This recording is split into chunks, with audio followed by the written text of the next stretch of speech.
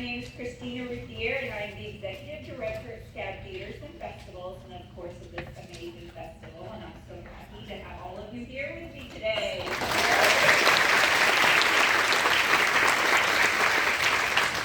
It is no small secret that we adore Jodie Comer here at Scout. We have been looking forward to this conversation all week long. And so, to present today's TWAL Award, please welcome SCAD Senior Jocelyn Shelton. All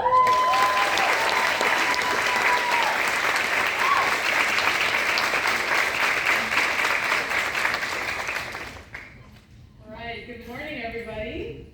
My name is Jocelyn Shelton, and I'm an acting senior from Peachtree City, Georgia. I'm also a cast member in Netflix's Exo Kitty and the new SCAD sitcom Lodged. But today, we get to honor one of the industry's most skilled chameleons, an actor undeniably committed to her craft, able to shapeshift into sociopathic assassins, biker wives, gamer girls, and medieval belles right before our very eyes. Jodie Comer won our hearts, and an Emmy, and a BAFTA in Killing Eve's unpredictable anti-hero, Villanelle. And since, she's proven her range time and time again in standout roles like Free Guy, The Last Duel, The End We Start From, and recently The Bike Riders, which was a favorite of last year's festival. But she's no stranger to the stage either. Comer stunned audiences with her Tony and Olivier winning performance in the one-woman show, Prima Facie. As the sole actor on stage for just under 2 hours, she reminds us all of the great feats of acting that require Olympic levels of endurance and commitment. Comer takes on every role by its horns, mastering every accent and attending to every facet of emotional complexity to fully immerse us in the story. She is undoubtedly my acting hero and someone who elevates acting to new heights over and over again. Let's take a look. Talk me through your outfit. I like to be comfortable. Why? What do you mean, why? As comfortable as what you make people with a terminal illness. I was trained to wear clothes that allow full range of movement. So weird. I was trained to look devastated.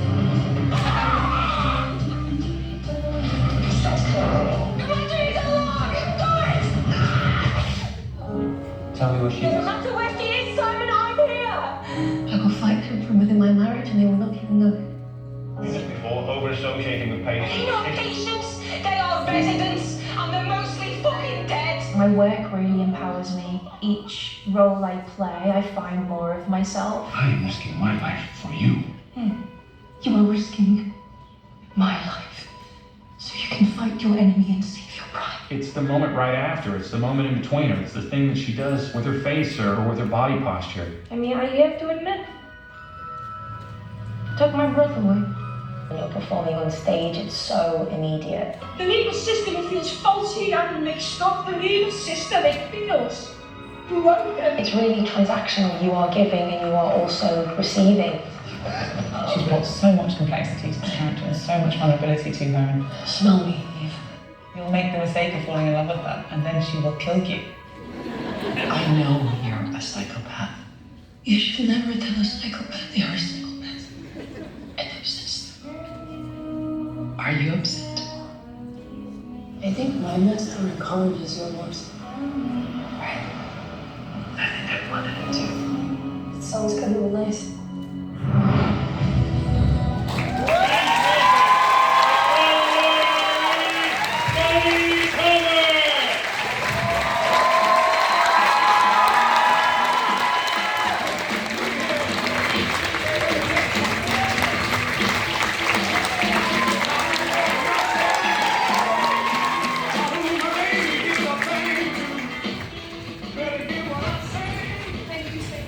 It was so surreal, like listening to your life kind of play out like that. Thank you so much, guys. Thank you, Paul and Wallace, for having me. As I've been kind of researching and watching interviews and reading about SCAD and this festival, I was so struck by how everyone leaves feeling so inspired and invigorated. So I just cannot wait to get the day started. I spoke to a lovely alumni last night when I arrived at the airport, and I was like, who do you remember coming here to speak with you when you studied here? And she said Mike Myers, and she remembered him coming, and it was Halloween, and he brought everyone candy and did an amazing improv class. And I thought, God, Mike's really set the bar there. So I don't have any candy, and I'm not the best at improv, but I'm just so happy to be here and chat with you all. And I left school when I was 18. I didn't go on to any further education, and that's something I've always been like, oh, is that something I should have done? So I know I'm going to learn just as much from you guys today, and hopefully there's something you can take away from what I have to say.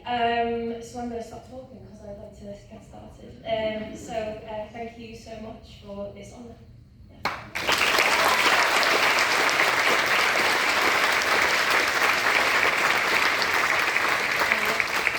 Hello. Jodie is coming right back, I promise. My name is Kate Bland. I'm the editorial director of IndieWire, and I am so thrilled to be here with all of you guys today at the SCAD Savannah Film Festival to have this conversation with Jodie. Thank you so much to Jocelyn for an incredible intro. I don't even have to do my little intro. She's won a BAFTA, she's won 2 BAFTAs, an Emmy, a Tony, and you just saw her receive the Etoile Award. Let's welcome her back, Jodie Comer.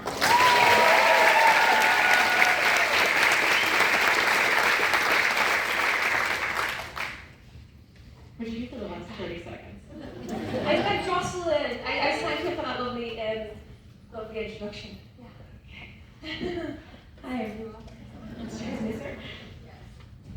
How many of you are acting students? Okay, I can see. Okay, a lot in the front row. I love that. We're gonna go through a lot of it. Do you remember the first time that you saw a performance from someone that you really loved and connected to? Yes, I think the two that have literally just come to my mind was Julie Walters in Educating Rita was a big one for me, and Samantha Morton in Morgan Caller.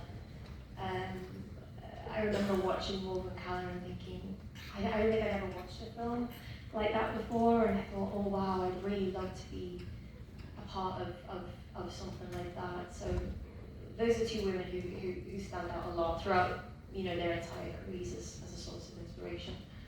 Well, you're setting me up pretty well for the next question, Great. which is, what is the moment that you realized that acting was something that you could do for a living, and it's something that you wanted to do? I guess when I realised it was something I wanted to do was I did where I'm from in Liverpool, they had like a local drama festival, and when I was 12 I was entered into that by a little drama school that I was going to on a Saturday, and you were entered into a group of about 30 people your own age, and you had to perform a monologue. And I remember performing that monologue, and it was the first time my dad had seen me act, and he was terrified for me because I was last up and there were so many amazing kids, and I remember him like just put his hand on my lap and be like, just do your best. That's all you have to do is just do your best. And I remember seeing his reaction to watching me, that only now in later years I realised was quite a big moment for me, in a sense of, I guess it's making them proud. I guess there was, there was something within that, and then from doing that monologue, I got left out of a talent show in school. We were doing a dance from Chicago, the Cell Block Tango, when we were 12. We had to change all of the lyrics because they were wildly inappropriate. But I got on holiday during the school term, and I was on holiday sat on a computer on MSN, and chatting to my friends at home who were in the dance, and they said, you haven't been here, so you're out the band. And I was devastated. Like, I remember going back to my hotel room to my mom and like, that kind of thing. And she was like, well, why don't you ask your drama teacher if you can perform your monologue? And I was like, okay. So I did, and she made me audition. And she said, okay, you can do your monologue. And then a few months later, there was a request through to a lot of local schools in Liverpool They were looking for a young actress to play the lead in a radio drama, and I went for the audition, and I got it, and that was my first ever professional role. And it was working on that with actors from like soap operas at home, like people who I'd spent 3 nights a week with in my living room. You know, it was huge. And I was like, oh my gosh. And they were like, you know, if you love this, which you seem to do, you can get headshots taken. You know, a lady very kindly introduced me to her agent, and that's when I connected that, oh, this could be a profession. So sliding doors, really, guys. I think that's a lesson in, like, you know, sometimes when something can happen that feels quite devastating can actually lead you to potentially where you're supposed to be. What did your friends think? Your sort of visions? It's so funny because one of them is still like one of my best friends. So whenever she reads this, she's like, I just can't believe we did that. So it sounds like I'm really clinging on to it. But one of them was my cousin. Honestly, like young teenage girls, it's tough. But no, I don't know, I mean, you had a taste early on that Hollywood, not even Listen, Liverpool. Yeah, I learned that early. It's tough out there. Yeah. So when you first started doing these sort of like weekend drama classes when you were a child, just what were you hoping to get out of them? Was it just something that was fun at the time? What was was there even a big dream attached to it before you went on to everything else? No, there was no dream. It was just, honestly, truthfully, it started that all my friends were going there, and I wanted to hang out with my friends, and I just loved it. I guess there was a form of expression within it that like resonated with me, and I loved it. I really, truly enjoyed it, and that's the way it's always kind of remained deep down. But obviously the stakes kind of change when you kind of come into it in a more serious manner. But it was always just like a thrill, really. Yeah. So you get the radio play, you do some theater, you do a bunch of British TV. At what point are you and your team around you thinking it's time to level up, and how am I going to do that? That's a good question. It's hard because I don't necessarily feel like you are in control of any sort of leveling up. You're in control of your own, in a sense of like how you prepare. You know yourself what you're putting into something. If you're truly giving it 110%, that you're in charge of. But in regards to how things are perceived and how people view you, it's so unpredictable. And often you can feel like you are capable way before anyone sort of goes, oh wow, she can do that thing. I think the way my relationship's always been with my team, with my agents, is I've always had like a very clear sense of what feels right, when a script kind of resonates with me, or when I have a real hunger to do it, and they're very respectful of that. And they'll also voice if I'm not maybe thinking of the other side, if there's something else I should maybe consider. But I've always felt quite clear in that, and I think as long as you put your integrity into what you're doing, you have no control over anything else.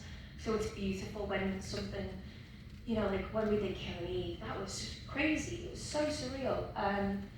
I'd done a show in the UK previously called My Mad Fat Diary, which was a recurring role. So I'd done that before, so I understood that. But when I was a massive fan of Fleabag, so I knew anything Phoebe Waller-Bridge touched was gold. But even still, nobody thought that was going to be the success it was. And then you see the shift of, I was spending a lot of time in LA going to like 4 or 5 general meetings a day, and you get 5 minutes to like sell yourself. It's like your name, your hobby, a funny anecdote. It can be quite difficult, and I guess with Killing Eve there was a shift in a sense of I didn't have to do that, which was really nice. Jodie, you're just like incredibly setting me up for everything. So next part it's Killing Eve. What's supposed to be here? It's so funny because I'm backstage and we're hearing the sizzle reel, and we still hear the reaction when the Killing Eve stuff comes on. So I think for many of us,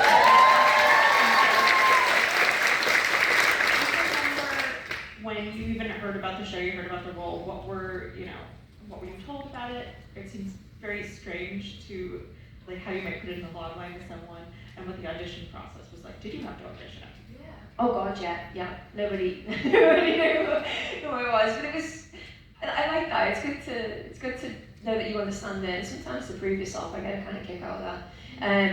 I remember I was sent the first episode, and it was that Phoebe Waller-Bridge had written it, and I remember texting my agent and being like, I really want this, and she was like, yeah, me too, but like you have to get it first. And I was like, yeah.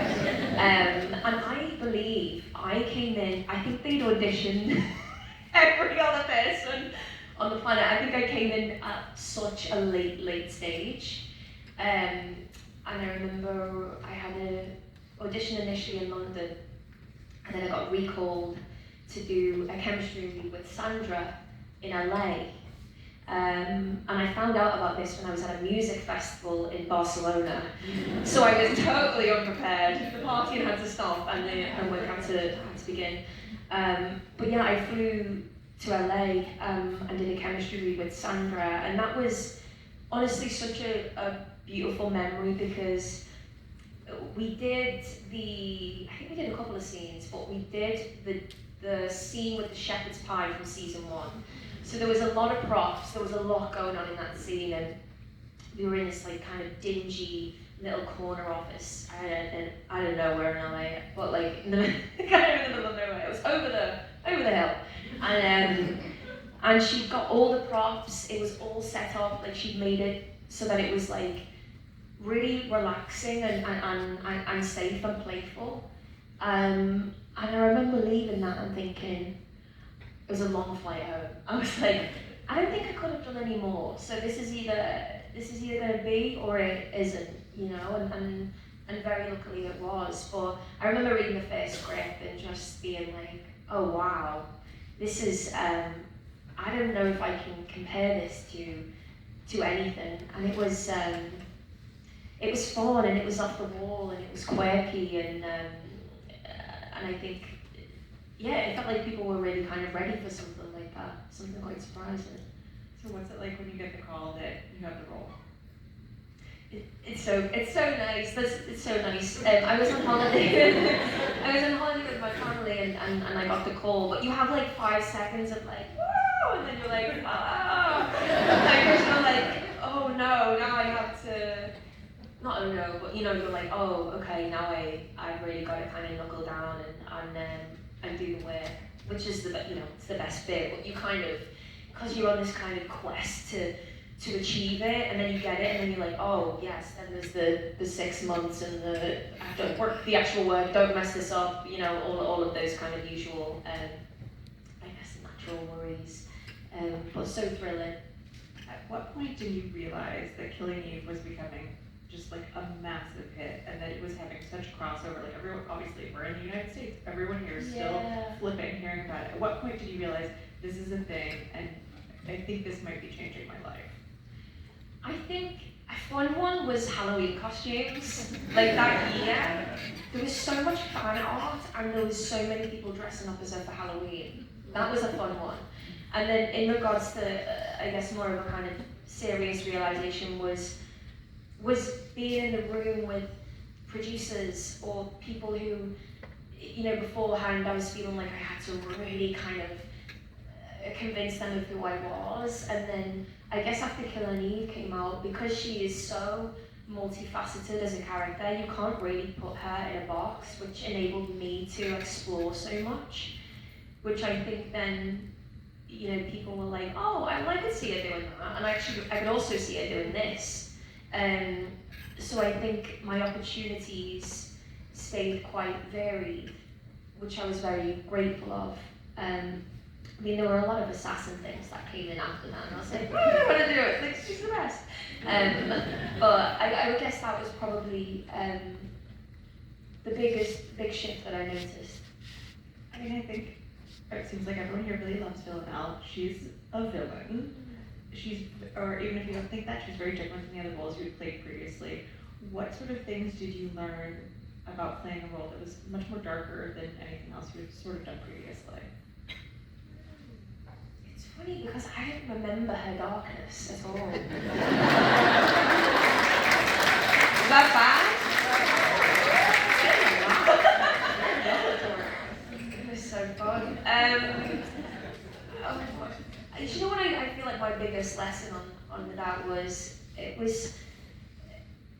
felt, it's not risky at all really, but there was something about the material and the places that she felt quite flamboyant to me in moments, and I wanted to play with that. Like, I felt the same with Kathy in Bike Riders. I was like, when I heard this woman speak, I thought, wow, she is so interesting and extraordinary, kind of larger than life. And we hear these people in day to day, but it's quite rare that you see them on screen. It can be, you know, it can be quite daunting, I guess, to explore that, because I guess we always think of film as being natural and muted and less, you know, which is absolutely true, but there's also room for other things, you know. And I guess what I learned from playing Villanelle was like, to dare, try, you're gonna do things that feel embarrassing and you'll make the wrong choice, but it's absolutely fine. Like, it's not the end of the world. And actually, I think by sometimes